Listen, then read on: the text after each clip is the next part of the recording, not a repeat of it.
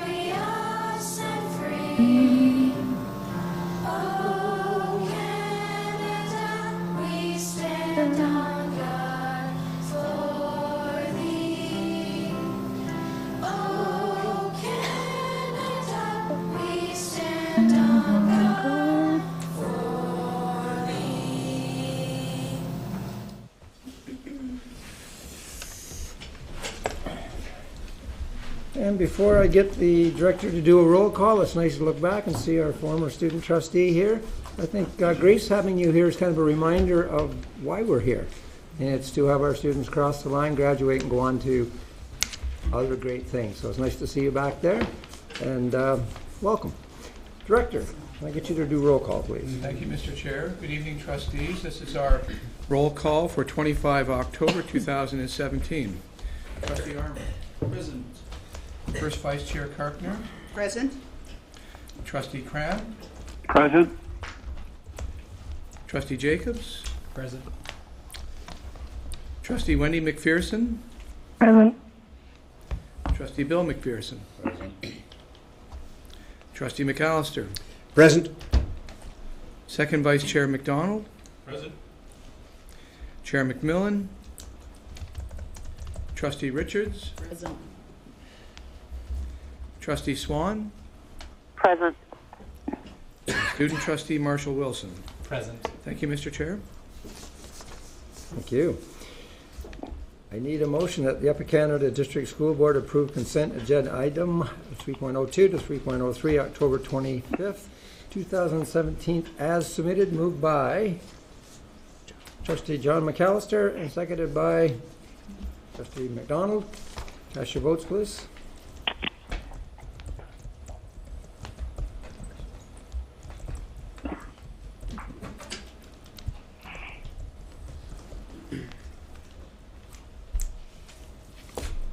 And that carries. Trustee Armour, I assume you're in favor? Absolutely. Thank you. Oh, you're in good. Do we have any conflict of interest declarations? Seeing there are none, we'll move on to a report from the private session. Committee of the Whole, October the 11th, 2017. At its Committee of the Whole meeting in private session, October 11th, 2017, 2 personnel matters were discussed and no recommendations were brought forward to the board. So that moves us on to our presentations. It's been a while since we've had our schools, and we can honestly say we've missed you. So we're going to start with Chimo, and I'm going to turn this over to, who would be the, all right, Superintendent Coons will do the introduction. Thank you, Mr. Chair. Good evening, everyone. This will be a very brief introduction because of my voice, for one. But I would like to say that this is one of the advantages of having a realignment of schools with superintendents is that I've been able to spend a lot of time in Smith Falls and and in Chimo Public Schools. So it's been a real pleasure to see such a vibrant and busy neighborhood school. And they really are bursting at the seams and doing really great things. I'm really pleased to bring forward and introduce both the principal, Stacy Dowdle, and Vice Principal Lee Doxey. I'm going to vacate my seat to allow them to join us here at the table. Thank you.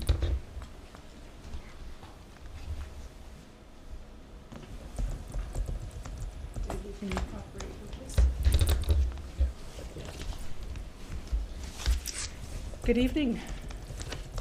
So for those I haven't met, I'm Stacy Dowdle, Principal, I'm Lee Doxey, Vice Principal. and we are happy to be here tonight to share our stories. So Chimo is a kindergarten through grade 8 school. We are one of the rare ones that still have our 7s and 8s. We're located in Smith Falls. Last year our enrollment was 540 students, and this year we've decreased down to 468. This was mainly due to the ARC process that we were part of last year. Our boundaries were adjusted. Dual track French immersion and core went into Duncan J. Schooler for K-3. So that moved almost 60 students from Chimo into Duncan J, and it decreased our new JK enrollment for this year. Chimo is a dual track school offering both French immersion and core French to students in kindergarten through grade 8. And our students come to us from varied socioeconomic backgrounds, and our families have a wide range of educational backgrounds. We are a large staff of 46 with teachers, LTO teachers, RECEs, EAs, office staff, and our custodians. So our EQAO data, initially our numbers would indicate a bad news story, but as we have dug into them, we do see some good news emerging through it. We have seen a decrease in level 1 students in reading, writing, and math over time. This has been most significant in our math scores. Comparing the past 2 years, our grade 3 math, we went from 16% of our students at level 1 to just 5% at level 1. Of those still at level 1, the majority are really close to that tipping point of level 2. 2 out of the 3 students at level 1 scored 1.7 or higher. And that same trend can be seen in our grade 6 math, our grade 3 and 6 reading and writing. The majority of our level 2 students are also really close to level 3. In grade 6 math, for example, 25 of our students were at level 2, 64% of those were at or above 2.5, 40% were at or above 2.7. The majority of our exceptional students are performing at high level 2 or above. Looking again at math, in grade 6, 53% of our exceptional students were at level 2, 47% were at level 3. And again, the majority of those students at level 2, even with our exceptional students, were at a high level 2. Looking at our EQAO attitudinal data at the start of last year, we found that there was a decline in our students' attitude about their reading and writing ability from grade 3 to grade 6, and that students in both grades didn't like math and felt that they weren't good at math. At the learning teams, we began to work on developing a growth mindset in both language and math, and this year we've taken this on as a whole school. In June, we implemented a student survey similar to the EQAO questions. We noticed that our primary students were more positive than our junior students, but we've seen growth in both of those divisions. This was supported in our current EQAO attitudinal data. Through our SIPSA work, we've identified a need to work on learning goals and success criteria with both staff and students. A staff team recently attended the Thinking Symposium with Sandra Herbst, and this team is bringing their learning back to the whole staff team with a focus on the learning goals and success criteria to improve formative assessment, student feedback, and student self-assessment. So as Stacy stated, our school-wide focus on growth mindset continues this year, along with the use of learning goals and success criteria to improve assessment and feedback. Last year, our literacy team used Tony Steed's book, Reality Checks, Teaching Comprehension with Nonfiction, as a focus for our work. In addition, we had a team of French immersion teachers working to link the social studies and language curriculum with rich, action-oriented, culminating tasks. We will continue this work in this learning cycle for literacy, broadening it to include our non-immersion teachers, so rich, action-oriented tasks will be created for both streams. It's hoped that this will increase our student engagement. So far, this has proven to be true. For instance, last week, a grade 5-6 French class was involved in a heated debate in French about whether Louis Riel was a hero or a traitor. Teachers are also collaborating about this new work and sharing their ideas for rich assessment tasks via OneNote. We've also made some positive gains in the area of mathematics. Our student survey showed an increase over the year last year in positive attitude towards the learning of mathematics.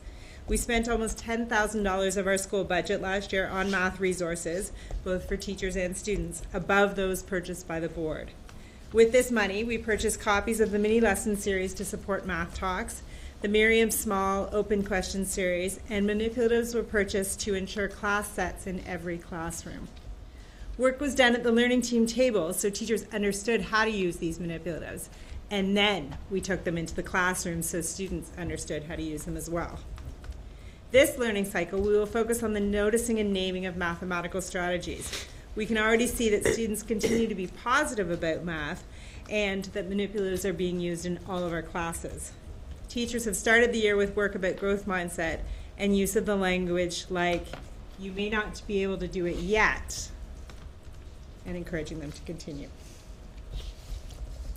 Wellness for our students and our student voice has been a focus. We were fortunate enough to have a student team participate in the Tell Them From Me pilot project last year with Eric Hardy. Our students generated their own survey, which they administered at CHIMO for all students in grades 4 to 8. Our survey answers showed that our students were experiencing a range of mental health issues and they wanted someone to talk to, that students were stressed about homework, feeling busy after school with all of their extracurriculars, and they wanted a quiet place to do their homework during the school day. And students wanted more options at recess beyond the traditional sports, such as some inside activities, some clubs. As a result of that information, our students took action. They made posters advertising Kids Help Phone, as students at CHIMO were not aware of that service. Additional posters were also ordered and posted throughout the school. Administration created a supervised daily homework club for our students, and club time was built into the duty schedule for the current school year, allowing students options at recess. CHIMO's also created a new recess and lunch schedule.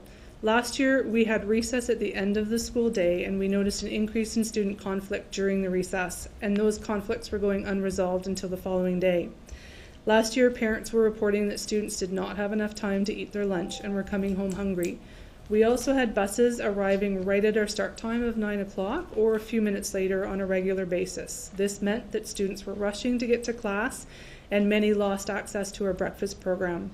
We also had many other students arriving late for a variety of other personal and family reasons, which meant they were missing the start of their morning classes. In response to these issues, we've implemented a 20-minute recess at the beginning of the school day. This ensures that all of our bus students arrive in time for class and our other late arrivals are not missing class.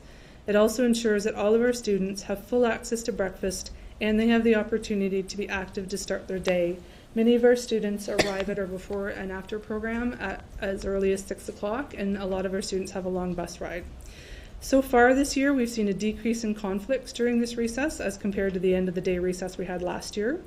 We've also changed our lunch from a 20-minute to a 30-minute period, and we've ensured that all classes have a morning and afternoon snack time. CHIMO runs a snack program to ensure that healthy food is always available. To ensure that our students are active, we've scheduled every class for a 30-minute gym class on 4 out of 5 days. On the 5th day, teachers do QDPE activities either in class or outside.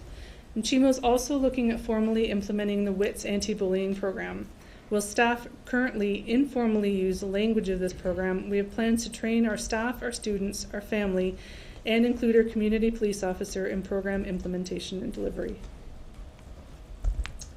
This is an exciting time of rebranding and resurgence for the Smiths Falls community. We've seen this by the number of new families who've chosen Smiths Falls as their home, even without having local connections. Moreover, we have a number of community partnerships going on. We are excited to be a Microsoft Showcase School working with Tanya Mason, along with 7 of our teachers who continue to improve their technology skills, sharing their work with students and staff.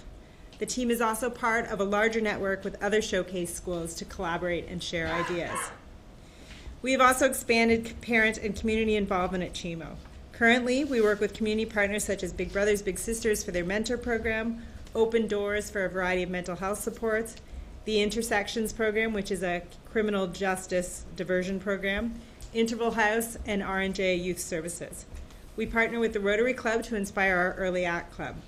The Silverton Club has become involved in what's become now an annual winter dinner, which is also supported by numerous community volunteers. Furthermore, Chimo has a partnership with Smiths Falls District Collegiate, only blocks away, providing placements for their co-op students, which in turn help to support our students.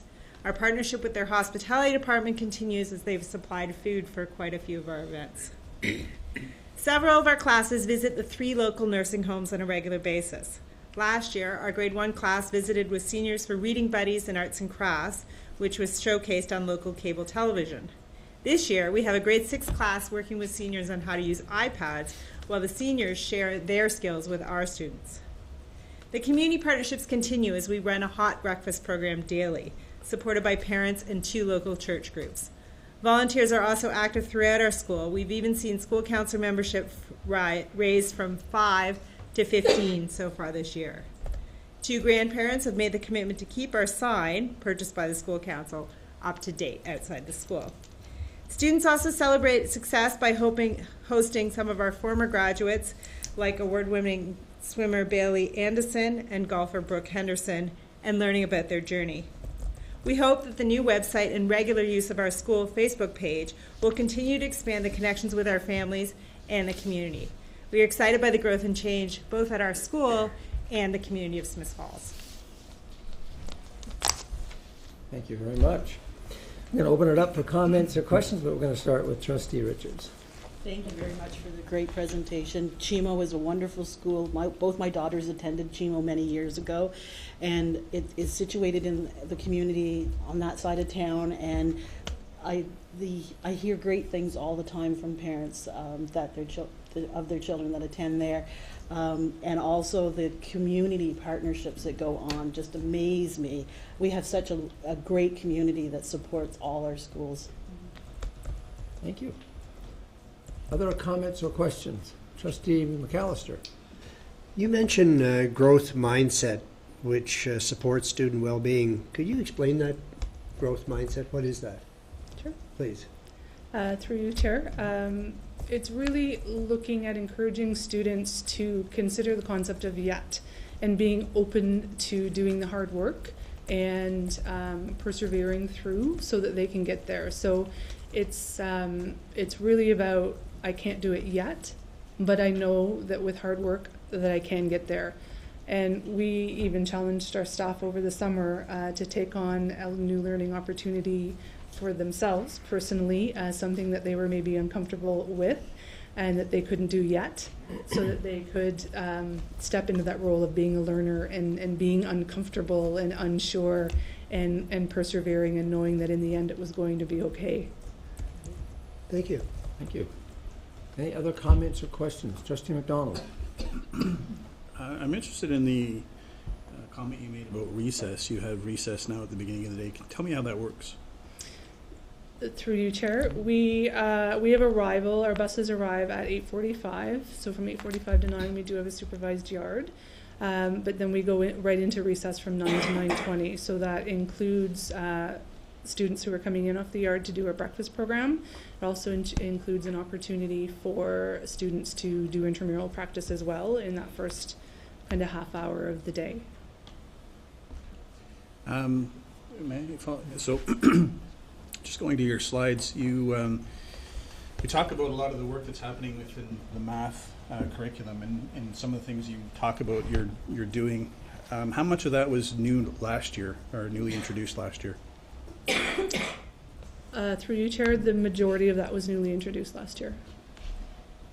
So, I guess my next question is, what have we learned? Because we see that there's a reduction in the scores from last year, so we've put some new initiatives in place, but it didn't heed the results that you were looking for, I would assume. What are we doing now? Through you, Chair, we're continuing the work that we've started. There was a lot of new learning for our teachers. They needed to be comfortable with a lot of the new initiatives, the new way of teaching and interacting with the students, and learning to step back a little bit and letting the students be uncomfortable and work their way through the problems. So as teachers became more comfortable, students started to, but it is definitely still a new skill. It's a new approach to teaching mathematics, stepping away from pencil and paper tasks and more traditional quizzes and tests. So we believe that it is going to take some time for everybody to be comfortable. We have a young staff. We have a lot of LTOs on our team this year too. So again, we're continuing to always learn and grow. And I don't think that it's something that we can change in a matter of 10 months. And we didn't include that statistic, but from the attitudinal survey we did at the beginning of last year, but their attitudes towards the learning of mathematics to June, there were double-digit increases in their positive attitude towards the learning of mathematics. So students really had a real shift, and that was all grades, in how they felt about learning math. But when do we do EQO testing? The end of May, beginning of June. So attitudes have changed, yet results are not there. Right. Trustee Cartman. Thank you. Through you, Chair, I'd like to ask the question in reference to the slide that you had for the EQAO. At the bottom of that, you said the school-wide focus on use of learning goals and success criteria to improve assessment and feedback, and you refer to student self-assessment. Could you give me an example of what that might be as a student self-assessment? Through you, Chair. So the students will collaborate with their classroom teacher in creating learning goals and success criteria, which are posted in the classroom. One example might be the criteria for a descriptive paragraph. So those criteria are posted, and then students are able to identify that I've met this criteria here in my work. And it could be as simple as I highlight this in green and I highlight that example in green. So they're able to compare their work to the success criteria, and then they're able to say, I know that I didn't meet the success criteria, so that might be my next goal for improving my work. Thank you. Thank you. Any other comments or questions? Anyone on the phone lines have any comments or questions?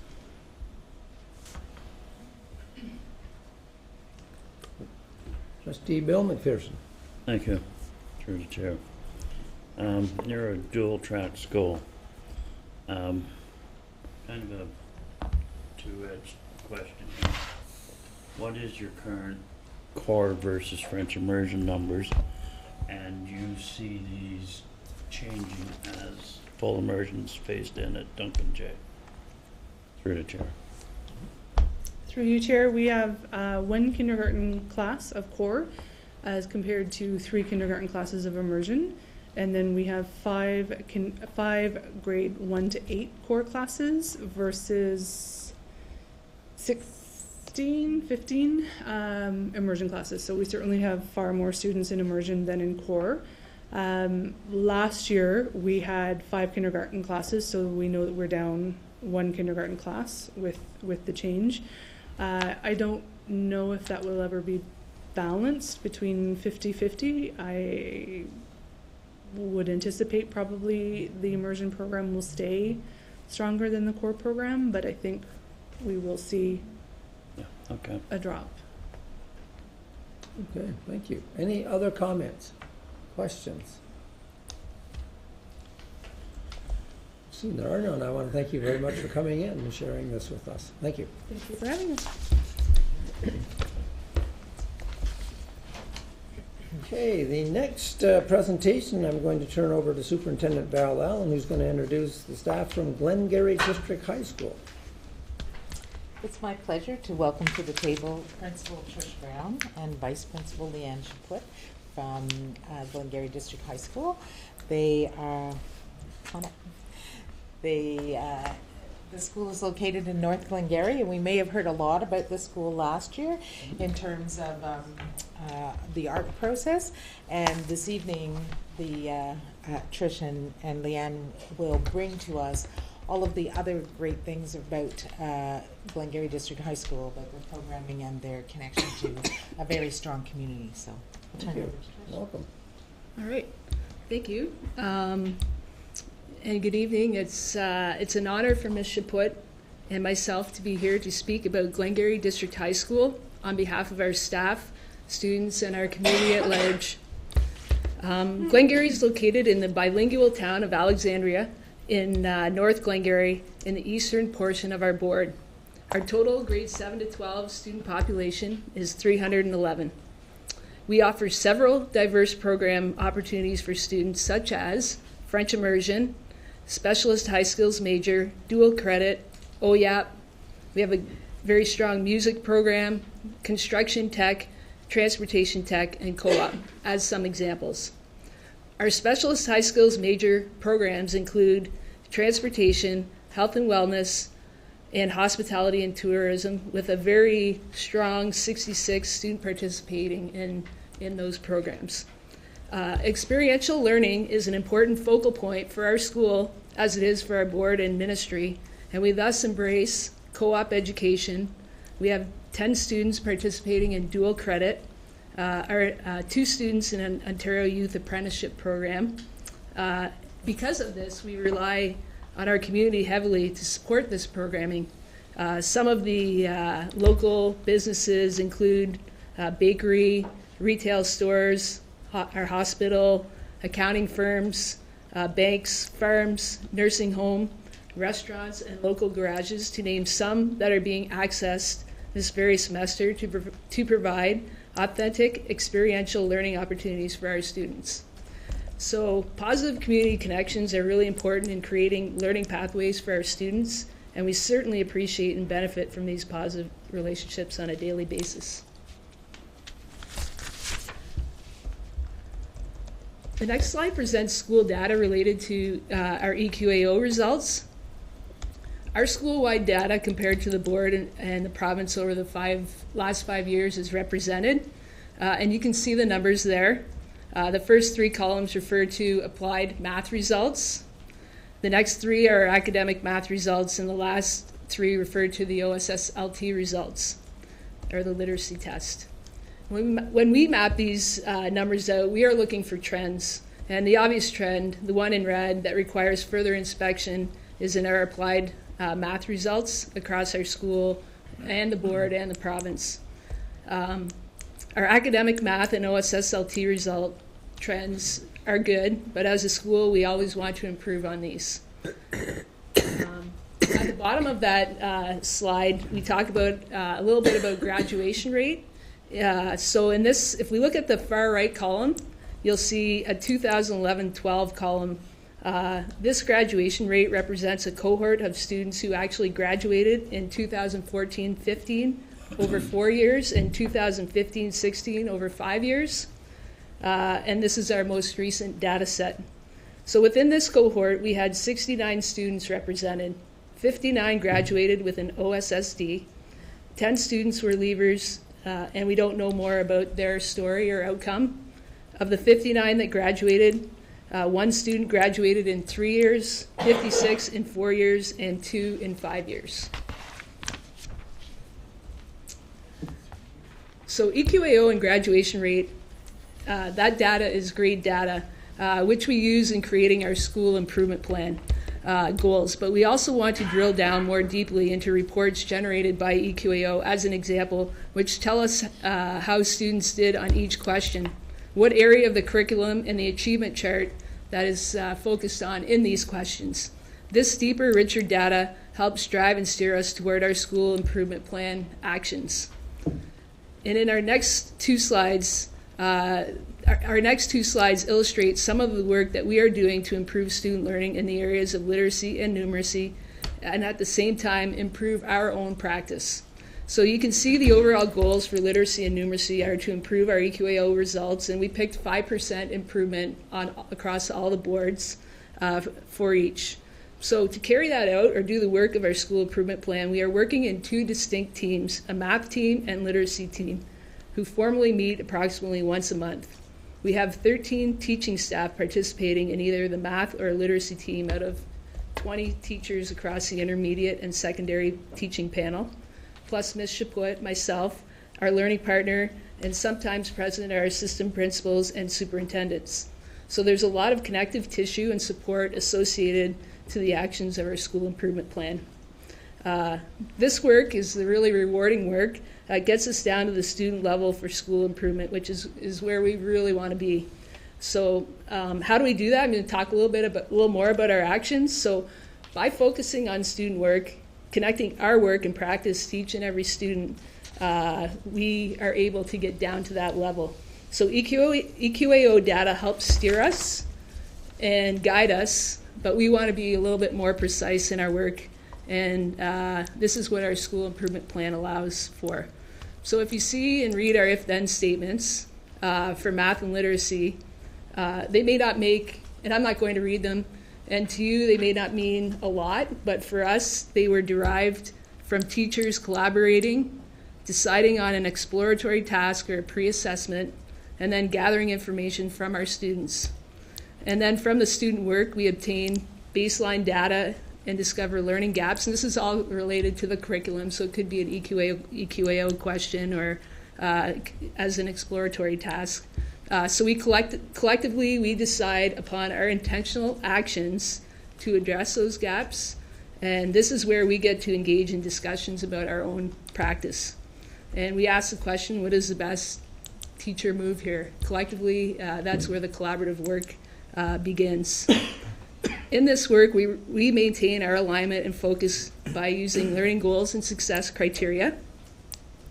We monitor our work and student work using pedagogical documentation, which includes observations of student work, the conversations that go on in the classroom, and student product. Our learning teams collaborate and talk about that work, reflect upon our impact on the learner, and then we go at it again. So that's our cycle of inquiry. So the content of the two slides presented shows some of the pedagogical documentation that we engaged in to track our own professional progress from one of our if-then statements or cycles of inquiry. So the big ideas that we try to make sure we attend to is that our work is rooted in data collection, and what does that data tell us about our kids? And then teacher collaboration with a focus on student work. And we know research states and our experience tells us that this will yield the biggest and best results in student learning if we stick to that process. So it's cumbersome work to make time for teacher collaboration, and we are definitely not in a flow zone in terms of implementation. But we know the impact on student learning when we consistently engage in this collaborative cycle of inquiry will be monumental. That's our belief. Some veteran teachers, sometimes people who have done a lot of different things, are harder to convince about changes in practice. But some of our veteran teachers speak about this being the best PD they have received because it is focused and aligned. And it speaks to next level engagement to staff who are committed and believe in what we are doing. And I can't say we're 100% there, but there is a growing belief in the process, and that's really important for us in the work we do. I'm going to speak a little bit about student voice. And we always want to make sure the voice of our students is represented in the work that we do at Glengarry. A really great starting point is in asking ourselves the question, how do we invite student voice at Glengarry? And in this chart below are some examples of mechanisms or student groups or clubs which provide a venue for student voice.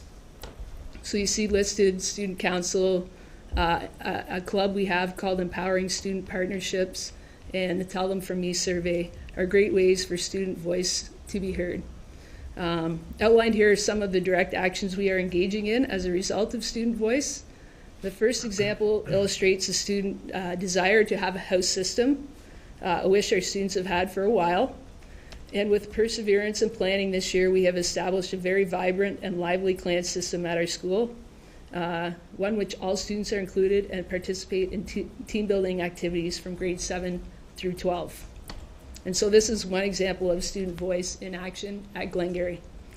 Our big question, though, with regard to student voice always is, how do we attend or notice the students who may feel they do not have a voice? That is the toughest question and gets at the heart of us consistently achieving a really awesome experience for all of our students. There's a good slide. So this is our 2017 graduating class. This is definitely why we are here. Everything we do is for and about these students. We feel so fortunate to be able to play a role in shaping their future. And I think a suitable time to conclude this presentation is with this image. And they are outstanding. Thank you. Thank you very much. I'm going to have a response from two people in particular, but I'll start with Trustee Wendy McPherson. Trustee McPherson, you want to comment? Yes, thank you, Chair, and thank you both for coming tonight and doing such a great job. And I don't have so much as a question, but otherwise a comment, and it's taking off of what Superintendent Allen said with regards to the community where Glengarry District High School is located in. Just the one thing I wanted to share was that the township recently hosted a town-wide art exhibit of the local artists, where all the shops and the storefronts placed artwork at levels that the students and walkers by could see everything, engage conversations about the art. I understand that the art teacher is going to take the kids down for a walk to go see the different types of art and discuss that and make that a day. So I just wanted to show how wonderful the community and the school have this symbiotic relationship, and it really benefits the students, I feel. So thanks again. Thank you, Trustee McPherson. I was just sitting here thinking about back when I was in high school, and if my high school was presenting and I was a student trustee at the table, what would I have to say? Student trustee Marshall Wilson, would you like to comment on your school? I actually do have a question about slide 4, our theory of action. You quickly mentioned at the beginning of the slide something about working groups or committees focusing on tackling like mathematics and literacy. When you were talking there, sort of went in one ear out the other, and I was trying to comprehend what you were saying. But can you just clarify what those groups are? And is it just our school, or is it like a larger group of schools that's working together? That was Through you, Chair, good question. So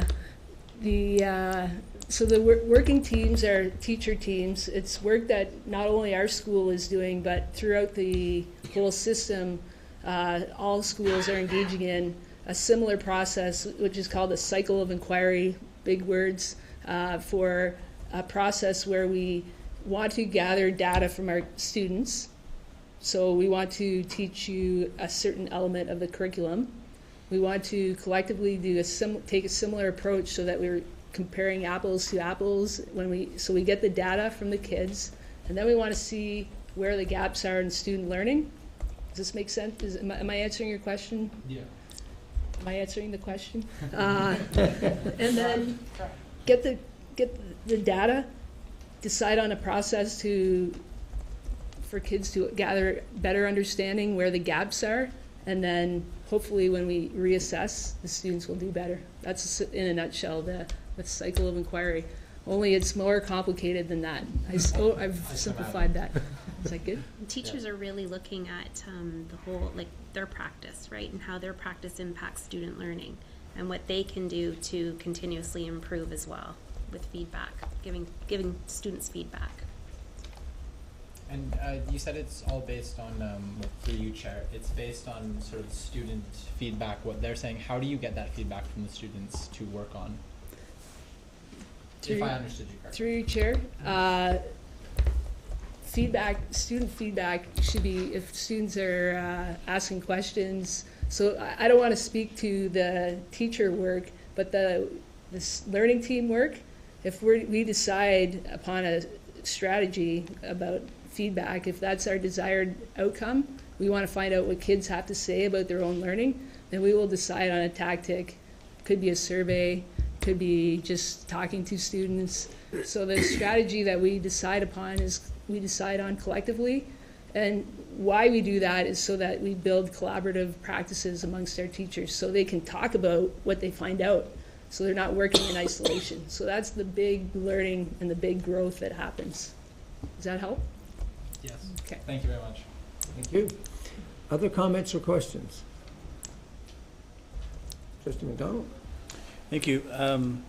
So just in that same kind of framework, In your theory of action, you've got literacy, you've got goals, numeracy, literacy goals. How did you come about establishing those goals, and what is the feeling of the staff to get to achieve to those, or to work to achieve those goals? Through you, Chair, in our first learning team meeting that we have, part of the work is in deciding the goals that we are establishing those goals. So we look at our previous results and we try to decide on a somewhat attainable, but a little bit lofty, but yet attainable goal.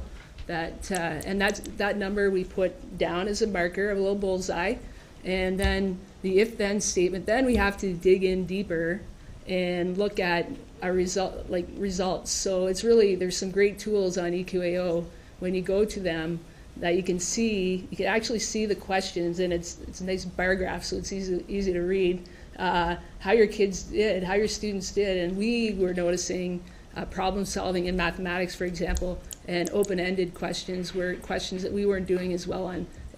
So that's an area of focus. We're focusing on problem solving this next cycle.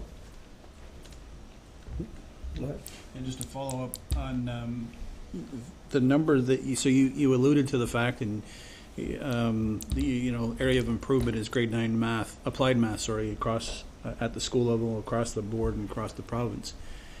You're at 47% of your students achieving 3 and 4, level 3 and 4. How many of those students that are not achieving level 3 and 4 are at the point where they're at level 2, but just on the edge of achieving level 3 and 4? Mm-hmm. Through you, Chair. Last year we had 17 applied level students, and I believe my math is correct. 8 or 9? Is it 9? 9 were 8 students got a level 3 or above. 1 level 4 actually. The majority were at level 2 thereafter. So that is, thank you for asking that, because it actually is a feeling. Some of those students we thought because we go through a process where we actually try to pinpoint. We have a profile of the class, and we try to predict based on some of the exploratory tasks that we do whether we think the students are going to pass the test. And we thought more were going to pass. We thought we were going to be in the 58% range. So it was, I guess, in revealing the fact that most were at level 2. It's hopeful that we still have a little bit of work to do, but we can bump up the next cohort, hopefully in the same way. Okay, thank you. Trustee Kartner. Thank you, Chair. Through you, I noticed on your survey that you did with the students, they were out looking for empowering student partnership. That was one of the things that you came up with. And I noticed that you had Eva Olson as one of your presenters. How did they react to her presentation? Through you, Chair, so should I tell the group her? Yeah, maybe not everyone knows what it's about. So Eva Olson is 92, must be 93 now, a Holocaust survivor, and she makes it her work to go out and speak to schools about her story, and she spoke to our community, so parent groups as well as our students, and the students loved her. And a follow-up activity with our grade 7 and 8s was that they were to write a letter back to Eva about what they thought about her presentation. And then we mailed those letters to her. They loved her. They all wanted a hug. So it was a very positive and moving presentation for sure. It's an amazing story. Mm-hmm. Thank you. Trustee John McAllister. Trish, Glengarry seems to, well, that doesn't seem, it has a very diverse and rich curricular set of opportunities for students. Do you have any secret to credit delivery opportunities? How do you do that? I think the students drive, through you, Chair, the students drive the curriculum, so their course selections drive what we offer, and they drive the programming, so that's as simple as it gets, really. So then we are just so fortunate to have staff members, often awesome staff members who are able to deliver a really good program for our kids. So there's this huge buy-in, and not just, again, just cyclical, good course offerings. I wish I could say it's just lucky, but the kids ask for what they want, and they're not shy about it. We try to accommodate. We miss the mark. We have, you see our enrollment, it's 311. So we have to use online where we need to use online. We have to group classes from a 10, 11, 12 where necessary. We have to be creative in how we get kids, cohort groups together for French immersion. So there's a lot of, I don't want to say the kids do it, but they do drive the program, and then we have to figure out how to get the program back to them. Thank you. Thank you. I noticed the student trustee, shy is not part of his name, so I could tell that the look on his face was, yeah, we have no problems doing that. Trustee Jeremy Armour. Through you, Chair, I just have a question for you. So, in regard, how many feeder schools do you have? One. One feeder school? Through you, Chair, one. It's a pointed question. So, I'm curious on the kids that are coming up through elementary school. Do you partner with that feeder school to identify the ones that might be weaker in applied math, for example? Through you, Chair. Not since I've been at the school, we have not. So we work with our grade 7, 8 teachers. That's part of our learning team's work, but we haven't reached down since I've been there into the grade 6 to partner up. So, another question through you, Chair. Would it help? Through you, Chair. In your professional opinion? I think that collaboration at all levels is helpful. So if we collaborate and learn about our learners, we're going to do better. That's the theory of the big theory of our action, is that collaboration is the key. So. Thank you. I love that answer. You should be sitting where we are. That was a good one. No, but seriously, it was a good answer. Just a comment. Yes, go ahead. It is important. And I think when you talk about collaboration, we should be doing it across levels. And so, I have 4 kids, and I think that when teachers work together, right across, doesn't matter whether you're in elementary or in high school, it makes such a big difference. So thank you. Yeah. And I was only teasing, but it was good. So through you, Chair, I agree, and the point taken about one feeder school. All right. Any other comments or questions? A question, Chair? Yes, go ahead, Trustee Cram. Through you, Chair, and a follow-up to Trustee McAllister's question. Certainly. On slide 4, where you do mention about students telling you about their choices and what they would like for courses, can you give us examples of the kinds of courses that they are asking for that either you have been able to add to your curriculum that you haven't had in the past, or kind of plans that you have put into place in order to offer those kind of courses? Through you, Chair.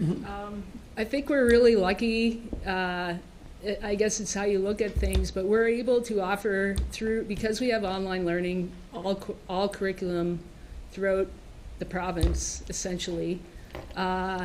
So when we know, and our staff helps drive some of our course offerings, but we do have in our community the things that are going on in our community also drive where kids ultimately want to end up. So where they want to do, what they want to do when they leave our school. So if students want to go into the transportation technology field and we don't offer that, that would be, I think that would be, we wouldn't be honoring their pathway. So that is how we, I guess in essence, there's a document called Creating Pathways to Success, which kids do. We use a My Blueprint program to help kids learn about career possibilities, and that helps us drive what we offer. So the kids they can select anything they wish to do. Ultimately, we have to consolidate those numbers and put a program together. So I can't say there's anything beyond that action. Is that helpful? Trustee Cram, does that help? Sort of. I was looking for more of an example of what kind of how they were able to put it together and what kind of a course when it's over and above what they had last year.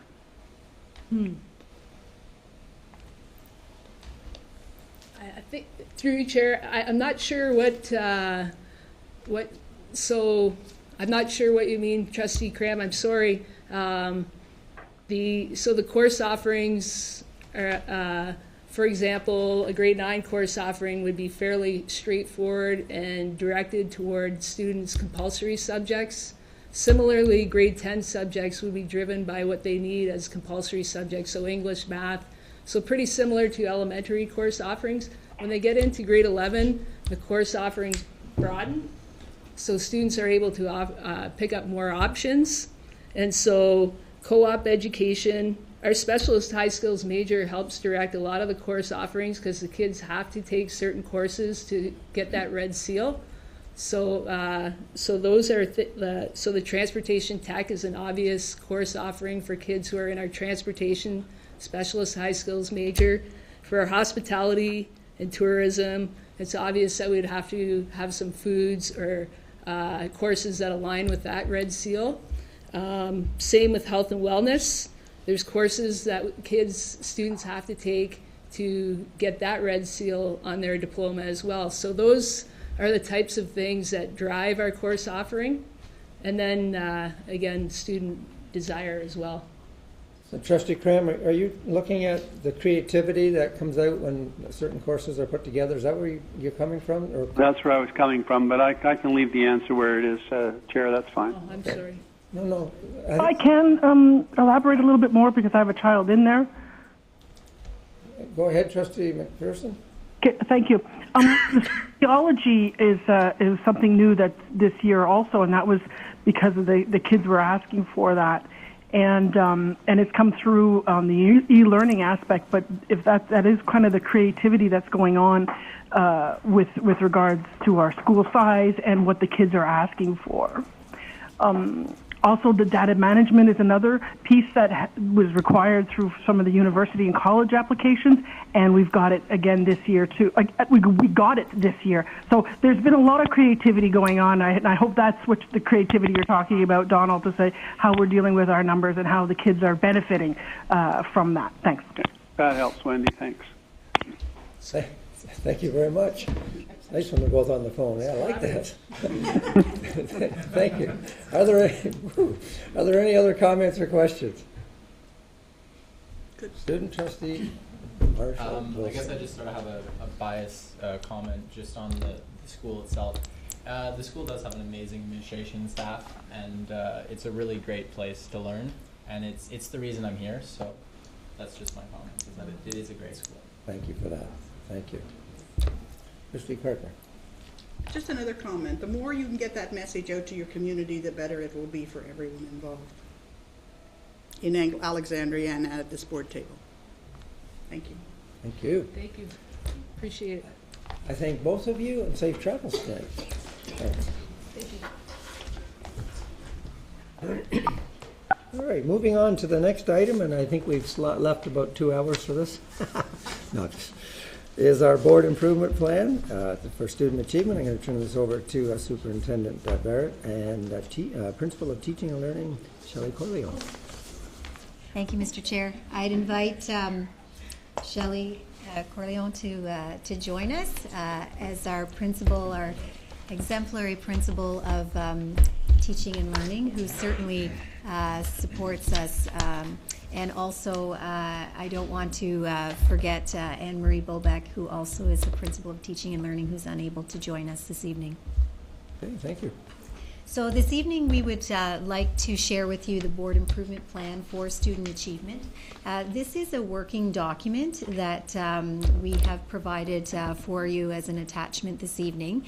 And it's working because we continue to work through a professional learning cycle as we monitor and modify our learning throughout the year. So I was really pleased to hear from our presentation this evening from our schools the focus around the word of collaboration, because certainly the board improvement plan supporting student achievement is a process that is very collaborative in nature and actually begins in the year prior to our 17-18 school year. So much of the foundation of the work was set in place in June of last year under the direction of Superintendent Allen, and I just want to acknowledge her good work there. But it's a process that's intentional, it's collaborative, and it reflects a precise approach for supporting our students' achievement and well-being. It's based around a professional learning cycle, focusing on, as you see this evening in the document, literacy and numeracy. And it really is built around a reflective dialogue that is planning for student needs. So as we heard from our presentations this evening, we are looking closely at our students' evidence and their work and many sources of data in terms of planning forward.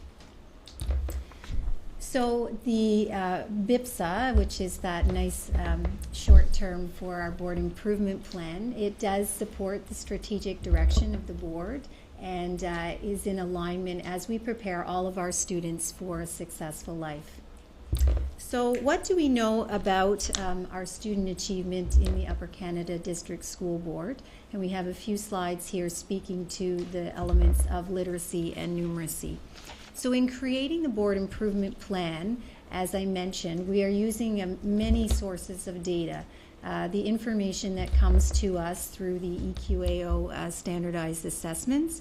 We're looking at our student report card marks. We're looking at the evidence that our students are producing in the classrooms. And we're also connecting with the school improvement plans that are happening, as we heard again this evening, in our schools. So it very much is a process of which we are looking at the data, but we're also listening carefully and working closely with our schools, because in order for us to have alignment as a system, it needs to be cohesive and coherent in action. So the needs assessment happens at a school level, but the needs assessment also happens at a board level. So we have some data here this evening that specifically here is the EQAO literacy scores, and we see from our grade 3 reading and writing, our grade 6 reading and writing, and our grade 10 OSSLT. The story that really from this particular set of data shows us as continuing to achieve in a similar fashion from year to year. We have some gains and some dips, but this is one piece of the story that we examine. And it's important that we, as we heard from our last school, that we really dig into the information and get down to the student desk to make a determination in terms of those aspects that best support our students' learning outcome. So I'll just hand it over to Shelley to speak with regards to math. So in terms of mathematics, we know that that's a sticking point across the province as well as in the Upper Canada District School Board. And when we look at our trend data over time in grade 3, 6, and 9, we are trending below the provincial average. Although in grade 9 applied, if you look at the trend data for grade 9 applied, we are trending in the right direction. I think we have to examine the cohort data as well. And if you look at our grade 9 applied, we actually gain 17% in terms of results from grade 6 to grade 9. So the work in the grade 7 and 8 and 9 world is really trending in the positive direction. And the same thing for our academics. There's a gain of 9% over grade 6, which is something definitely we should be celebrating. Where our biggest dip happens, however, is in grade 6. There's a 25% decrease in results from grade 3 to grade 6. So kids who are at standard in grade 3 are no longer in standard, 25% of them by grade 6. So we really had to do a needs assessment to dig into why was that the case. And really what it came down to is we were very much focused on teaching procedures and skills and memorization and basic facts to our students. We would give them a formula, we would give them some word problems, they had to apply the numbers to the formula, and it was very much rote learning without understanding. And the research clearly shows that students need both number fluency and number sense, and they need to have conceptual understanding. They have to know what they're doing, why they're doing it, and they have to construct meaning from that. So that's what set us on our journey in the math world last year with our renewed math strategy and our focus in our BIPSA and our SIPSAs around those cycles of learning. We really need to start back at the visualization and that conceptual understanding with concrete manipulatives. Anytime there's new learning going on, we can't start in the symbolic world. Research tells us that clearly, and so that has been much of the work that we've been doing through the RMS and at the learning team table and in the classroom. And we are starting to see clear evidence in classrooms where student thinking is visible and where kids are beginning to persevere and talk about their mistakes and make meaning. Year one is just that, year one. We began to target, we had about 400 teachers across the system who were participating, and that translated into starting to see some changes in those classrooms. Year two, we're focusing much more on spread and knowing the learner and having the cycles become a lot more timely in terms of looking for evidence of impact on student learning. So we'll talk about that in just a minute here. Okay, so after a needs assessment, then we need to set goals. And we were looking at how our goals in our board improvement plan will align with the needs that we've identified from the data, as you saw. So for literacy, we really are focused on our students achieving level 3 or 4 in both our primary and junior EQAO reading and writing, and having that improvement occur by 3%. And then also for our first-time eligible students who are writing our OSSLT, looking at an increase of over last year by 3% for those students as compared to the results that they received in their grade 6 EQAO reading and writing year. In terms of numeracy, we have a little bit of a different approach, and we're really intentional about closing the achievement gaps and improving student learning outcomes in mathematics and problem solving in particular by moving all of our students up one level. And we are seeking evidence in the pre and post regular classroom work as well as the lagging EQAO and report card data. And math is a little bit different because we have a lot of adults, not only learners, but parents who have a lot of anxiety around math. And we have some teachers as well who may have some anxiety around mathematics. And so the go-to is to learn the procedural because there's comfort in that. And so our focus has to be on, math content knowledge for teaching and not just content knowledge. And we know that our board's mission is to prepare all students for a successful life. And if you look at the actual raw data for EQAO, it shows that kids who are at 3.1 and 3.3 and 3.5, and even some of the students at 4.1 in grade 3, by the time they hit grade 6, they're at level 2. So it isn't enough in mathematics to just target the level 2 students. We actually have to transform teaching practices in the classroom with a focus on building that conceptual understanding. And so that is the focus in our thin slice for our BIPSA as well as our school SIPSAs. So we really believe in the capacity and capability of our students. We set the bar high, and we know that our students can achieve these high expectations. And we also really believe in our educators and our teachers in our classrooms. And so while we have a goal in place, it's also important that we carry through with strategies and actions to support our goals. And these are the if-then statements that we set as a board for the school system improvement plan. My voice is starting to leave me. And what we also set within our school improvement plans.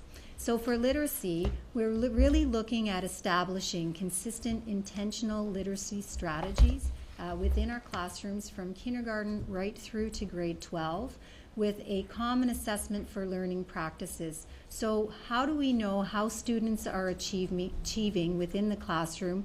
What do we understand about their learning needs right now? What do we know about their profile as a learner and how they best learn? And how are we implementing strategies that can meet their learning needs? In numeracy, we talk about the math strategy and the renewed math strategy, and all along I've been saying, and everyone has been talking about the assessment loop, because we know clearly that in order for students to be able to demonstrate their understanding, they have to clearly understand what it is they're expected to demonstrate. And I would suggest that that is the same for the teachers. And we really do have a dedicated team of teachers who are digging in deeply into trying to notice and name the mathematics and to work with the students in the learning environment to actually notice and name that mathematics. And so the focus, the thin slice, the if-then, for numeracy is to, with the students, co-construct those success criteria. And you heard some of the schools talking about that work earlier this evening. And then focusing on some descriptive feedback. And the ideal state is to move from the teachers having to provide that descriptive feedback, and then for the students themselves to be able to assess their work and to identify for themselves what criteria they're meeting and to set goals for the criteria they're not meeting. And we know that when students start to have that autonomy, with that comes engagement and then achievement. And they can self-assess and they can set goals. We do have some amazing students, and so that's the thin slice in the numeracy world. In terms of the learning that we did last year, there was a lot of capacity building around the knowledge teaching of mathematics. What we discovered, however, is that we were still reliant on the lagging EQAO and report card data to know whether we were making gains. So our BIPSA this year and the school SIPSAs have become much more targeted in terms of monitoring the progress of our students over and over again throughout the year. So right from the educator with the student voice, the student observations and conversations, they're expected to bring student work to the table, not just the products, but the conversations that were recorded, video clips, and the teachers are talking about what the students can do against those success criteria that are co-constructed. And then collectively they're making decisions about what are we going to do? These are the gaps for these students at this time. Am I going to do a guided math group? What is it intentionally that I'm going to do? And so that cycle of pre and post, where are they? What do I try? And bring evidence of impact. Is the work I'm doing having impact? Because the teachers are working very hard.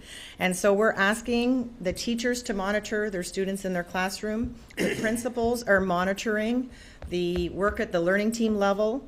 They're then sharing that at the RMS days bi-monthly, and then they're reflecting upon that in their SIPSAs 3 times per year. So it's, daily, weekly in the classroom, monthly in the learning teams, bi-monthly in the RMS, every 3 months in the SIPSA, and then as part of the work of the superintendents, they're monitoring with the teaching and learning team the board improvement. So we're much more intentional this year about tracking the work that we're doing. We have attitudinal surveys, as was mentioned before, around the growth mindset piece of our students, because we know through research that the more students believe they can, the better they can. And that's really what we're trying to do, is give kids the opportunity to dig into their mistakes and make meaning for themselves so that they can have that understanding and then gain the confidence. And we know with that confidence, research shows the achievement results will come. We see this as really as a 3-year vision in terms of starting to see the results. We can't transform a system in, a short period of time, but we are hearing stories time and time again of the amazing work from kindergarten to grade 12 that the students and teachers are doing, and the improvement gains that they're starting to see in terms of not only confidence but achievement of the students. So as I mentioned at the outset, this is a working document, and because it is a document that we are going to continue to have conversation around, that we as a senior team are connecting with within the system when we are visiting our schools, and we really have an approach of shared leadership in terms of our work moving forward. Thank you for allowing us to share this evening, and if you have any questions, we'd be pleased to answer them. Thank you very much. I'm going to open the floor up for comments or questions. Through you, Chair. Go ahead, Trustee Swan. Thank you for your excellent presentation, and it gives me a good idea where we're going. But I think there was one important piece that I really haven't heard in the math, and that is, what is the board doing to reach out to the parents? Because I know as a parent, I struggled. I was very good at math in school, but we call it old math. And now this new math, I was told I was always doing it wrong. And I think, the support at home for math is very difficult. I'd be on the internet looking up how this new math is done, and it took me hours, and it was very stressful for me, even though I'm good at math. And I just think maybe that's one piece we're missing, and are we looking at that to help support the parents in the new math? Because the majority of parents learned the rote way. Through you, Chair. Thank you very much, Trustee Swan, for your question. We actually do have quite a targeted process in terms of reaching the parents. I did presentations last year to the PIC committee meetings where we invited parents throughout the board about how they can support their children around the growth mindset piece and around building number fluency instead of the memorization of facts. And many of our learning partners have helped support the schools at the school level to run parent information math nights. There have been, some kindergarten focus nights in Winchester Public School. Kempville Public School, as an example, had a parent night targeting the K-6 parents with over 80 parents participating, and those are just two examples of the many math nights that are going on at the school level to help parents build that understanding about how do you build fluency, what are the strategies. And many of the teachers, we had some consistency in our board about naming the strategies, so having and doubling, for example, as a strategy to multiply, and the parents the teachers are providing the names of those strategies and examples to the parents so that they can work with their children at home to build that number fluency. Thank you. Thank you. I'm really glad that information's getting out there, because I don't think it was happening when my son was in elementary. And I would concur, through you, Chair. Thank you. Trustee? I also question, or comment rather. We'll come to you in a second. We're going to go to Trustee McDonald, then I'll come to you, Trustee Wendy McPherson. Trustee McDonald? Thank you. Just on that topic, the new math, old math, whatever the case might be, I think the reality is that we're trying to solve a new world problem with an old world solution. The solution isn't expecting parents to know the math. The expectation needs to be, what work are we doing in the classroom? And the new world solution is, the flipped classroom, all kinds of different strategies that can be done so that they're not at home stressing out about how to solve this problem. And mom and dad don't know how to do that. And that's not the important thing. We're not teaching mom and dad. We're teaching, Sally or Joe or Billy. So I don't think we want to attempt to boil the ocean by making sure that every parent understands the requirements around math. So I think it needs to be explored a little further about how we're going to work on those types of things. Through you, Chair, I would like to add, however, that for some reason in mathematics, there's a belief out there in our parent and adult community, and sometimes it's our belief as well, that you have to have the math gene or you're not smart in math. And we hear over and over again at parent-teacher interviews that it's okay, June, mommy wasn't good at math or daddy wasn't good at math, you're just like me, we don't have the gene, we're not smart in math. I would venture to guess that not too many parents would say, it's okay, June, I can't read, mommy always struggled with reading. But for some reason we think there's either an innate ability to do math or not. So I do feel that there is a piece that is important for the parents in terms of building that capacity around the growth mindset piece. So you made a mistake, okay, let's look at this, let's dig into the problem and let's try to figure it out together. And we really want teachers to move away from doing those worksheets at home where it's stressing the parents. Let's just look at the math around us. So let's try to encourage parents when they're driving to talk about distance, when they're in the grocery store to talk about sale prices, just to make math live for students in their daily lives. So I really think that is the role of parents in terms of building students' efficacy and self-confidence around mathematics. Yeah, go ahead. So, not to debate roles of parents, but to come back to our strategy. Absolutely. You've acknowledged, and we see it on a continuum whenever schools come and present, there is the dip from 3 to 6. The dip from 3 to 6 happens across the province. So what's new in 4, 5, or 6 for those students? What's added to the curriculum? What changes in the curriculum that causes those numbers to be skewed in that year? Through you, Chair, I think it's twofold. The curriculum becomes more challenging for them in grades 4, 5, and 6 in terms of their ability to solve a problem using multiple steps and the need to know what step has to happen in what order. So it becomes much less obvious in terms of how you solve the problem. We spent quite some time focusing in the 4, 5, and 6 and trying to build capacity for our students, but what we've come to discover is that it's the skill set in kindergarten to grade 3 where we set the foundation for our students about having that fluency with numbers, the ability to actually make meaning of a problem. So as an example, at the last RMS day, we talked about the structures of math problems, and that if all we do is ask the students what is the answer. So we give them A, we give them B, and they have to find the answer, as opposed to mixing up the structure, where you might have for example, in a grade 1 class, there's some gummy bears in my pocket. I have 5 more, and now I have 11. How many are in my pocket? If we mix up the structure of the problem, and there are many structures, we reviewed them with them, it forces students into the thinking space. So it's no longer the rote, oh, we're in addition, I'm given 2 numbers, I just have to add them, as opposed to, I'm given a problem, what am I looking for? I need to make meaning of the problem and figure out what's unknown and what's known and make an estimation and then check whether my answer is reasonable. So we know now that if we push that thinking from kindergarten to grade 3, that by the time they get to 4, 5, and 6, they'll know those processes of reasoning and justifying and thinking and communicating their ideas, and they'll be better equipped to achieve in grades 4, 5, and 6. So it really needs to be a K to 6, and I would argue a K to 12 initiative in order for us to see systemic change in our school board.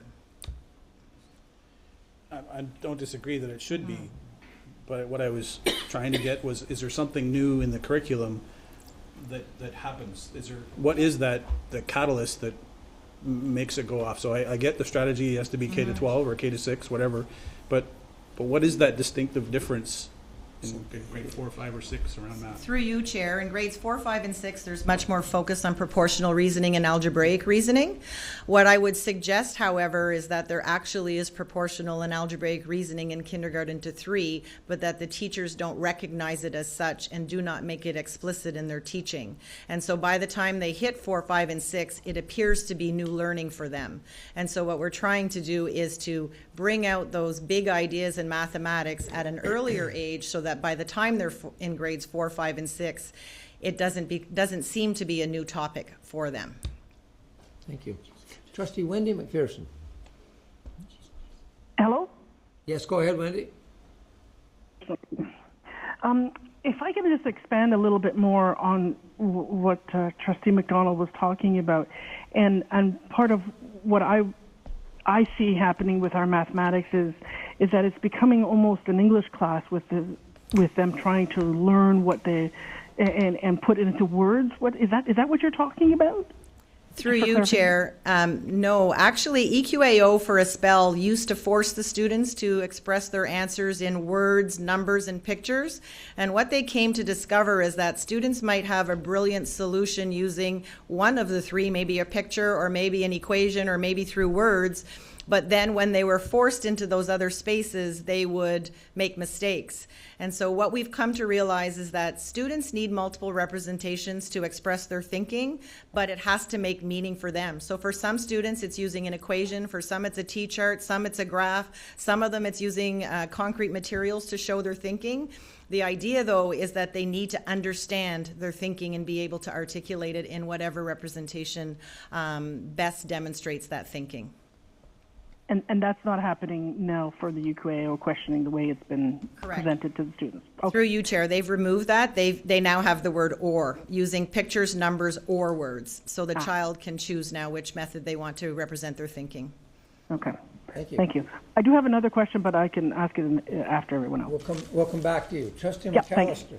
Thank you, Wendy. We'll come back to you. John? Thank you. In looking at the board improvement plan for student achievement, I really appreciate the target goals that we've set for the 3% and the increased level achievement. But I'm going to be a contrarian, if I could. And I will be getting to a question here. It seems to me that there's a disconnect between the actual document, Board Improvement Plan for Student Achievement, and the PowerPoint presentation. And I'll tell you why.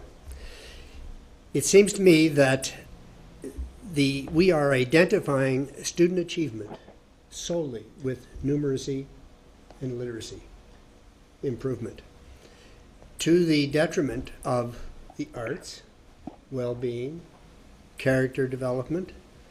As we say, we are preparing students for a successful life. There's more to it, perhaps, than just numeracy and literacy. So my sense is that there are two issues driving the Board Improvement Plan for Student Achievement, and I am concerned that that would translate into a similar school improvement plan for student achievement. And I personally don't want that. I want to see a much more rounded plan. So I wonder if you could address that issue. Because I noticed on the last page there is just a fleeting reference to student achievement or wellness. So thank you very much, through you, Chair, for asking that question. It is a board improvement plan for student achievement, but we recognize as a system that we set high standards for all of our students in all of our programs, and our expectations would be that students are achieving in those programs. Sometimes when we are looking at data that comes from the province, it is around particular subject areas such as EQAO and literacy and numeracy. And boards are responsive to those areas of need. However, that does not negate the fact that we believe, especially here in the Upper Canada District School Board, that all of our students are achieving in all of their programs, including the well-being that you mentioned. So what does that look like in our system? We certainly will have those aspects of well-being built into the programming, and certainly under Superintendent Allen, a strong direction and focus, as well as with the director work plan. So while it may not be specifically articulated within this particular document, because this document is looking at the achievement around literacy and numeracy, and I would defer also to the director if he would like to add comments here, but we certainly would recognize that well-being and wellness is a point of emphasis in our system, but perhaps focused in a different type of document. Director, do you want to comment? Or? Thank you, Mr. Chair, through you. I think sometimes we have a lot of graphics in the presentations, and we may not draw attention to them. So in the actual improvement plan document, there's a graphic on the front page, and then about 3/4 of the way in, and it also is repeated again. It's called the Vision for the Mathematics Learner. Excuse me.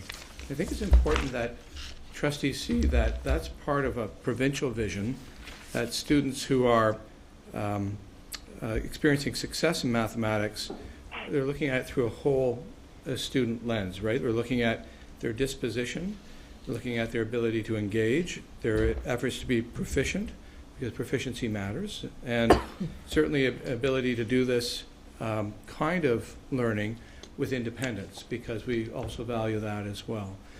I do think often when we talk about the results that students demonstrate at certain times or intervals in their learning, that we sometimes forget that we had to use all 5 of those pieces to get that result outcome.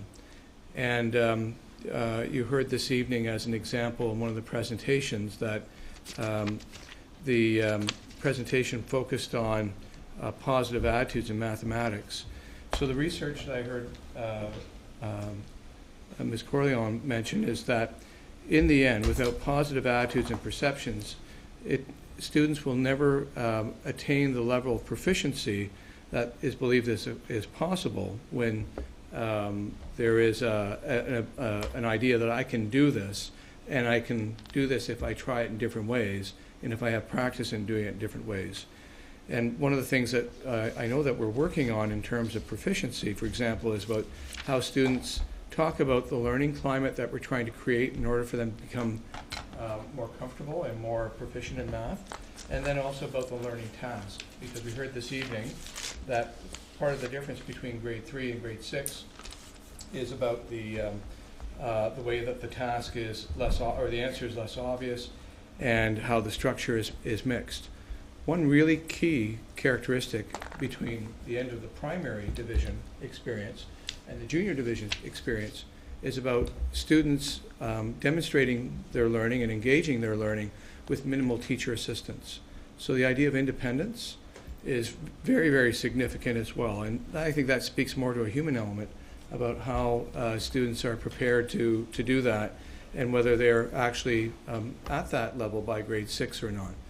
And I think just in closing, Mr. Chair, that is to circle back to the comment that Ms. Corleone mentioned, that was our effort to start building that capacity, those dispositions, and particularly the independence in kindergarten to grade 6, rather than waiting for the junior division to arrive and for students to find that foreign or not as comfortable or familiar, is really what we're trying to do here. So I would say that while it's not uncommon for staff to add different graphics, that graphic that's on the screen right now and that's in the achievement plan actually speaks to the whole child as a learner and the whole person. And we would not be serving ourselves or our society well to focus on the cognitive success and think that it was done at all costs. And I think we're trying to make sure that we're conscious of that as we move forward. Thank you. Trustee Bill McPherson. Thank you. Through the chair. It seems every year when we get the EQAO results, the math ratchets down a few more points. In some schools, it's in free fall. We see one tonight with 7%. That scares me. And then Vice Chair McDonald mentioned New World, Old World. I question whether math is as relevant in the New World as it was in the Old World. And I wonder if this is not reflecting in parent engagement. Because in the Old World, you balanced your checkbook, you figured out how much your grocery bill was, you wrote a check for your phone bill. And now everything is done on an iPhone or a computer or an automated cash register. So I know there's a few former math teachers here, and I don't want to make them feel irrelevant, but I'm questioning if part of the disengagement and the continuing lowering of our math results is simply not just a reflection that math is less important than the written and the spoken word. And I feel at times that we're fighting an uphill battle. It seems that the harder we push, the behinder we get. Because I'm sorry, I've sat here for a decade and a half plus, and I have yet to witness a year where we actually went up. We started somewhere around 70. Now we're down to 50. Some schools are even into the single digits. So we'll finally get to my question. In the case of a school that is right in the cellar, do we do any school-based intervention? Because if I see anything under 10, I'm worried, because that represents a fair chunk of a future community. So that's my question through the chair. Thank you. Through you, Chair. Thank you for your question. It is alarming, the results that our students are receiving in some of our schools, in some of the grades in EQAO mathematics.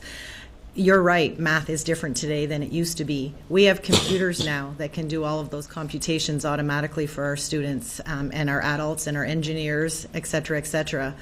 But what we do need for our 21st century learner are students who can solve problems and who can think critically and who can communicate and who can reason and who can prove. When I was at the Ontario Association of Math Educators conference, one of the presenters said, the curriculum in math are the processes in mathematics, and there are 8 processes. And the content of the curriculum is the venue by which you teach those processes. And I think that's where our target has to be. And if you look at the pedagogical systems that was released by the ministry, you need to have a safe and caring classroom environment first. If you are going to dig into mistakes and honor every student's work and discuss maybe a misconception that a student has, you need to have a safe space to be able to do that. And you need to have worthwhile mathematical tasks. So, long statement by me to get to the point that the work has to be worthwhile for the students.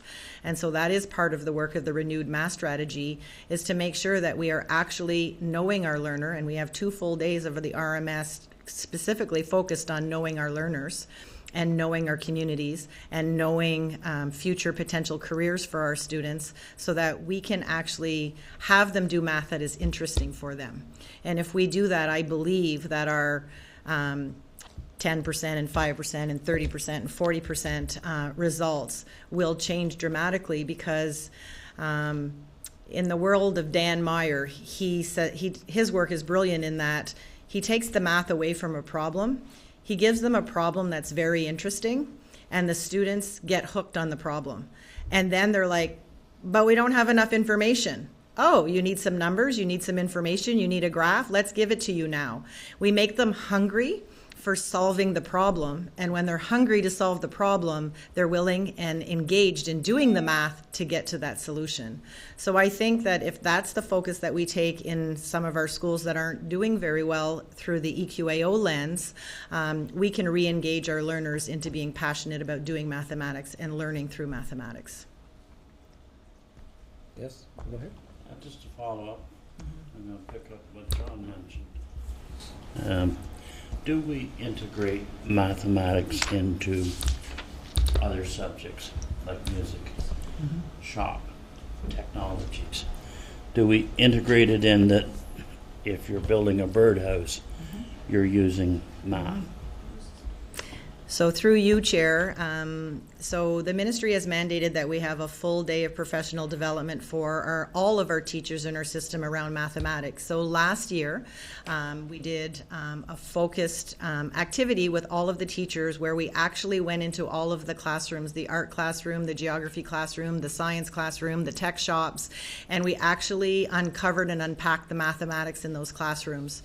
In every single curricular document, there is a reference to mathematical literacy or numeracy, and we engaged with all of our teachers around how they could bring math out in the work that they're doing. So for example, in a visual arts classroom, when they're teaching 2-point perspective and the vanishing point, there's a whole lot of mathematics there. And as you mentioned, when they're building a birdhouse or they're building a wall, there's a whole lot of mathematics there. So our role is to help unpack that mathematics for those teachers so that they can make it explicit. I know in many, many French immersion classrooms, oral communication is a part of their curriculum.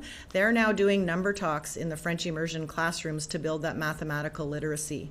We have another professional development day at the end of November so we pointed them to the front matter of their curriculum last year. This year we're pointing them to their actual curricular expectations where mathematics is embedded to make it explicit for them so that kids can see that mathematics is everywhere and it isn't just some arbitrary algebraic equation that they have to solve that they don't understand, but that it's actually really important for building that bridge to know what that equation is and to know what the force is and the tension is to support that beam in the house. And that's our target for the end of November. Thank you. Trustee McDonald. Thank you.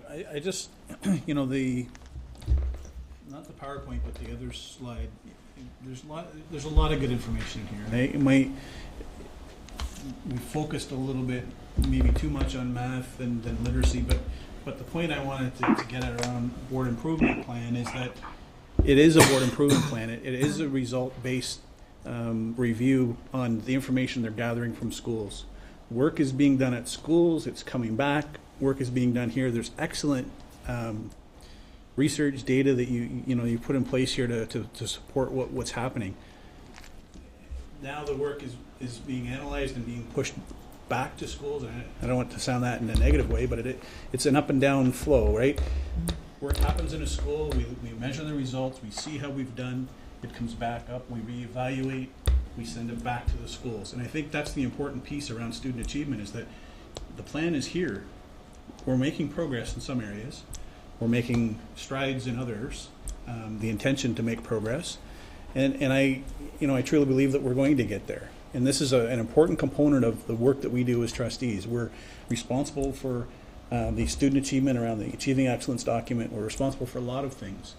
But the board improvement plan isn't going to deal with that well-being piece necessarily. It may be encompassed, but we also have well-being strategies that we have to focus on. So, I think the fact is that we've got some good work being done, and it's important for us to recognize it, talk about it, and know that the work that we do here is helping our schools. And we see that whenever schools are going to come and present to those SIPSA plans to us. So thank you for the work that you've done, to the team tonight, the team in the past who've done the work to get us to where we are. So I appreciate the level of detail that you've got here. So thank you. Thank you. Trustee Wendy McPherson. Thank you. I guess I want to go back to slide 5 and get a little more detail as to what the director was saying. Now, all I ever see is just percentages of the student that we're talking about. I never get to see the real numbers that we're talking about. How many numbers of grade 9 student was the province looking at that time in that little shot of that year? And us. And I say it because I worry of whether or not we're missing more students than we actually think we might be missing when we look at just percentages. Is it at all possible to ever see the numbers of the students that we're talking about? Through you, Chair. Trustee McPherson, if you look at the cohort tracking data graph in the actual BIPSA plan, it's page 8 of the BIPSA plan. The percentages are listed in the pie chart, but below in the actual descriptors, it identifies the number of students that we're talking about. So for example, in reading, there were 991 students who met the provincial standard in both grade 3 and grade 6. 304 did not meet the standard in grade 3, but actually improved to meet the standard in grade 6. And 109 students who were at standard in grade 3 did not meet the standard in grade 6. And 262 students did not meet the standard in 3 and 6. So the actual numbers are provided in that graph in terms of our UCDSB students. And the schools would have the same similar data for their individual schools. Right. And so I'm talking about the province. Is it at all possible to see what numbers we're talking about there? How many students they're talking about? Through you, Chair, the province has the same cohort tracking data that is on page 8 for our school board, so they have that provincially as well in terms of number of students across the province who are or are not meeting the standard in all of the assessments. On 8. So we only provided, through you, Chair, the stats for Upper Canada District School Board with the numbers, but we can provide the provincial numbers that correspond to those numbers on that slide or page 8. Yeah, okay, that'd be great. Okay, thank you. Thank you. Trustee Kartner. Thank you, Chair. When I look at all this information that's coming forward, especially based on the EQAO results, it irks me a little bit because I know in our classrooms there's a lot of evaluating going on, and it's not based solely on EQAO. And I don't think we get that message out there often enough. I know in our presentations we're looking at EQAO, and that's what the parents look for is EQAO. But I know when it comes to the report cards that come home, there is much more detail than what we see in these graphs. So it's just, I caution everybody in thinking that this is the only thing we go by. It's not. I don't believe it is. Through you, Chair, I had, thank you very much for bringing that forward because it is an important point. And near the beginning of the presentation, just mentioned as well, it is EQAO is one source of data. And I think while you mentioned the report card, also in the assessment is the assessment that's currently happening in the classroom with the students every day. And that is the information that our teachers are then attending to in terms of improving student learning. Through you, Chair, just to add to that, and that is the extra layer that we've added to the BIPSA and the SIPSAs this year is that constant monitoring of where the students currently are at in our classroom through those pre and post assessments. Thank you. Trustee Armour.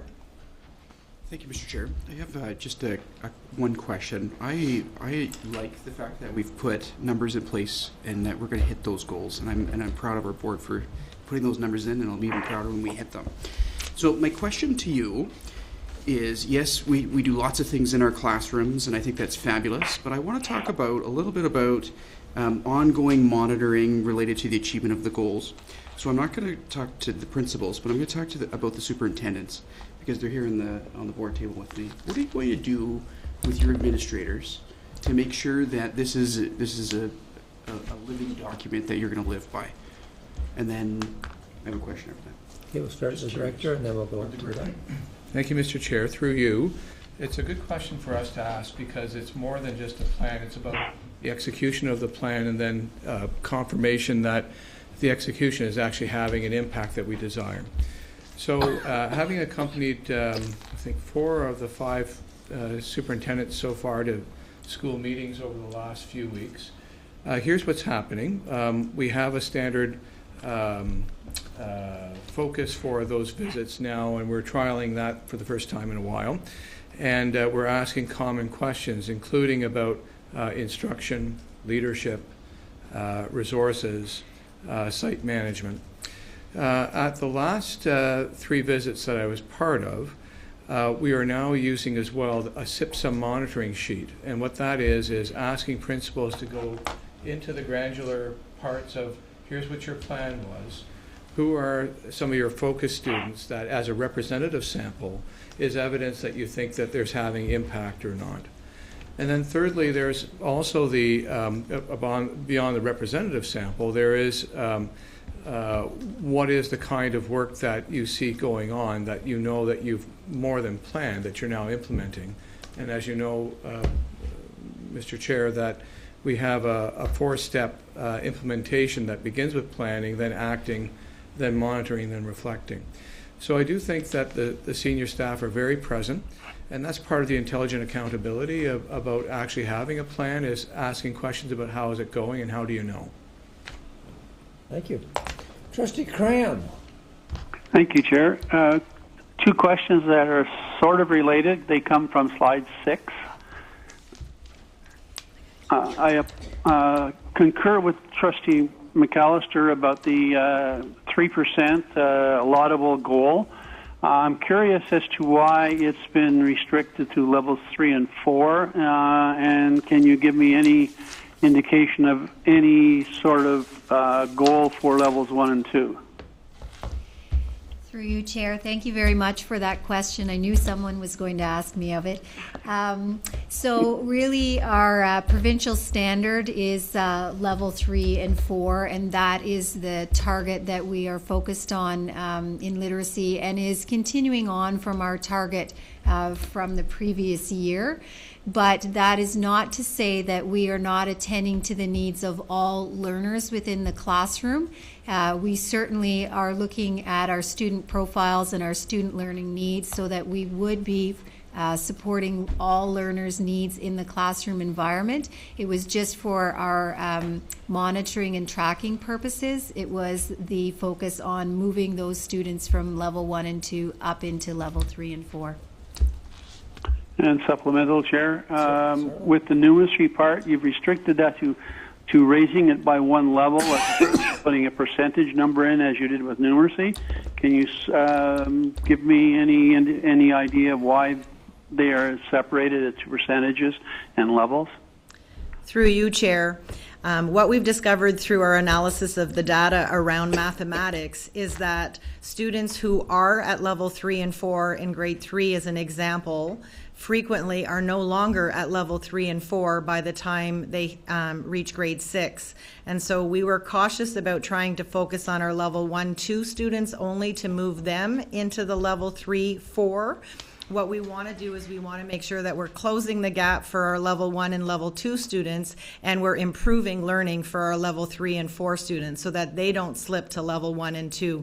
So it was a little bit more complex in the world of numeracy in that they're not maintaining the standard over time, and so we wanted to address that in particular by focusing on all of our students.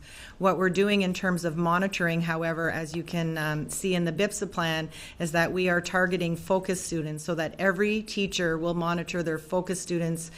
Of course, they monitor all of their students in the classroom, but to bring to the learning team table, they bring their focus students.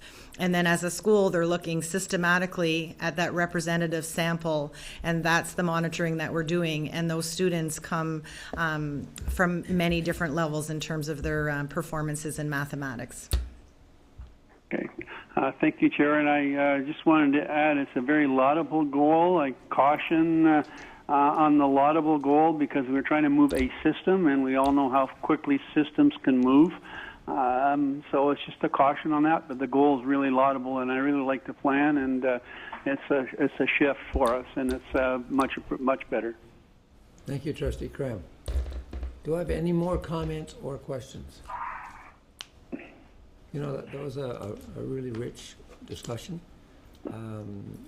Superintendent Barrett, I know I want to thank you, but I know it's a team effort. I know that every superintendent at the end of that table has a hand in this and has a role to play in making it happen. So I thank all of you. Shelley, you have been acknowledged for innovation. All I can say is we're so lucky to have you. We're amazed. Thank you so much for that presentation. Thank you. Okay, moving on to the next action item, which is a report from SEAC. And I'm going to turn this over to the chair, Trustee McPherson. Thank you. Tuesday, October 3rd, 2017, in the board office in Brockville.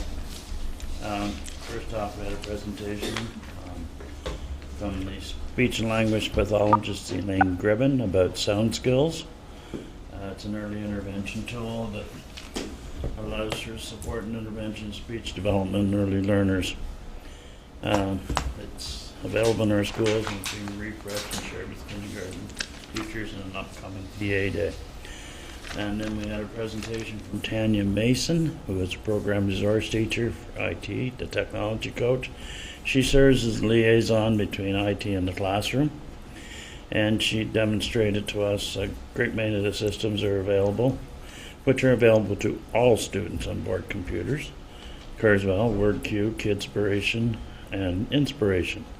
She also talked about the program Office Lens, which works on phones and other devices. They have held BYOD clinics in the schools that can enroll their personal devices and then access our Wi-Fi that works better for apps. Then we had a special guest that evening as well. Director Sliwa dropped in to visit us, and he talked about the engagement on government support that is currently being discussed in the province. SEAC is one of the 5 advisory committees that serves as board. And it was an amazing discussion, and further feedback will be forwarded at our next meeting if it comes up. Then we took a few moments and started reviewing the early identification procedures and intervention strategies, pages 15, 16, and 17 of our Spec Ed plan. We plan to talk at our next meeting as to how we're going to continue to review. And as chair, I present this report to you. Thank you. Thank you. Do we have any comments or questions? Okay. Seeing there are none, we'll move on to the next, which is a report from the Ontario Public School Board Association, Director David McDonald. Just 2 quick items, Mr. Chair. I would invite trustees who are available on Saturday, November 4th, to attend a regional meeting being held here in Brockville. We'll have trustees from Ottawa, Renfrew, Hastings, Prince Edward, and Limestone present for that day. As well, there is the Public Education Symposium is coming out in the end of January. There's a call for presentations right now. They're looking for presentations from boards or individuals around 15-minute type presentations. So it's kind of a quick snapshot of what's being done. The area of focus, though, is around mental health, equity, inclusion, and wellness. So if you have any ideas or would like to submit something, certainly we can do that. And if you're interested in doing it yourself, I would certainly put you in touch with the right people at OPSPA. That presentation, that session would be during the pre-symposium, though. It's on a Thursday afternoon around 2 o'clock that it would be presented. That's it for a presentation or information update from OPSPA, Mr. Chair. Thank you. Any comments or questions for David? Okay, seeing there are none. Director, do you have a closing comment? Thank you, Mr. Chair. I do. I just wanted to reiterate, sort of back ends to the earlier conversation about math, that all of our senior staff are completing their first round of school visits.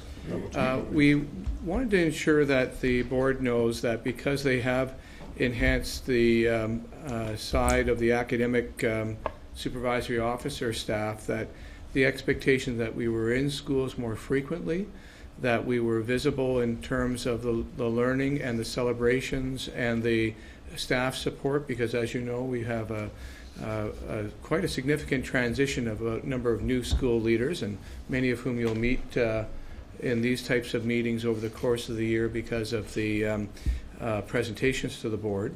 So it's really important that these folks are out there and doing what we need to do to support schools and to reinforce and reiterate and promote the types of things that we're trying to do as a system, because it's pretty easy at a school level to get really absorbed by what's happening in there and forgetting that we are part of a school district, and that the school district has goals and it has aspirations for students just like the communities do themselves.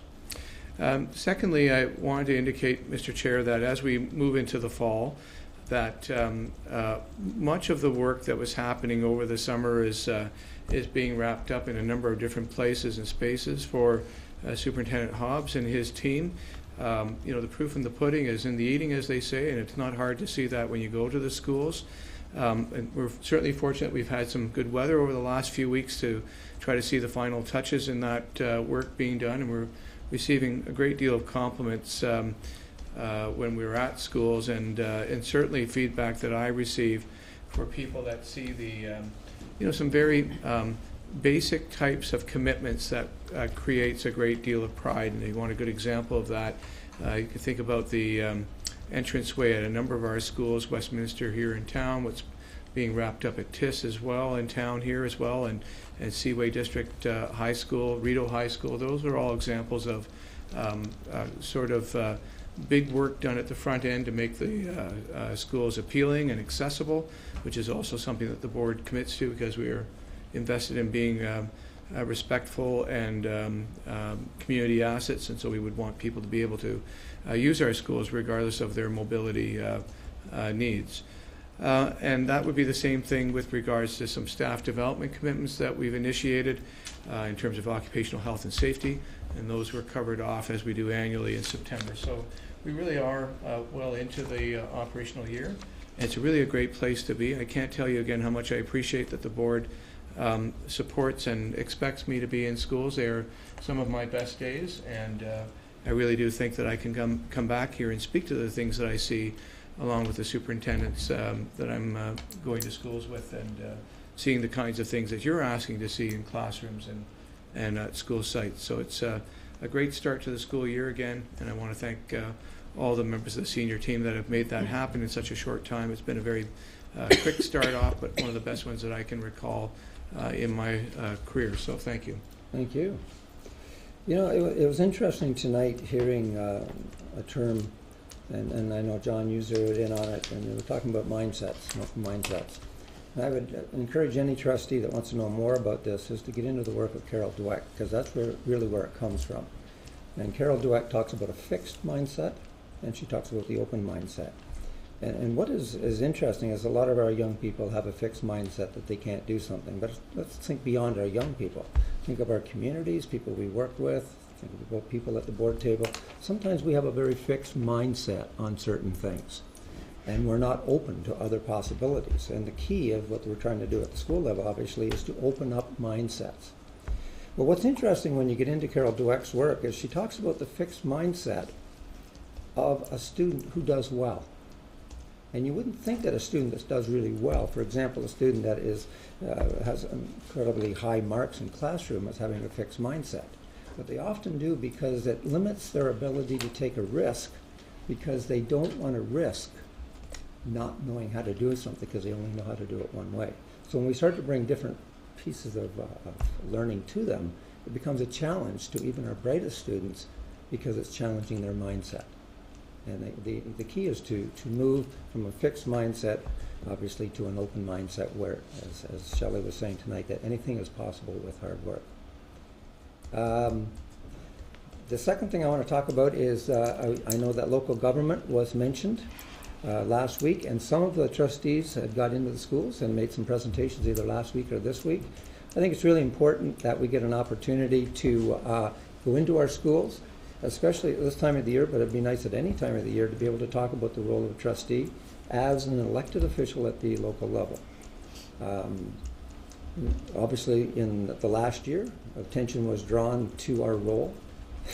We had no problems being recognized as people of interest in our communities, but sometimes I think we get lost as the year moves forward. And I think it's really important that our communities recognize the hard work that we do on their behalf. We are elected like anyone else at the local level, and we have a responsibility. And I'm really pleased that some of the trustees got invited into the schools. And Director, I thank you for that, for bringing that to the school's attention. David, I thank you also for bringing that to my attention as well. And those of you that were invited and went in, and some of you who were former teachers and had a chance to teach again, I'm sure you loved it, even if it was down with the grade 6s, eh, John? They chew you up. They're great kids, eh?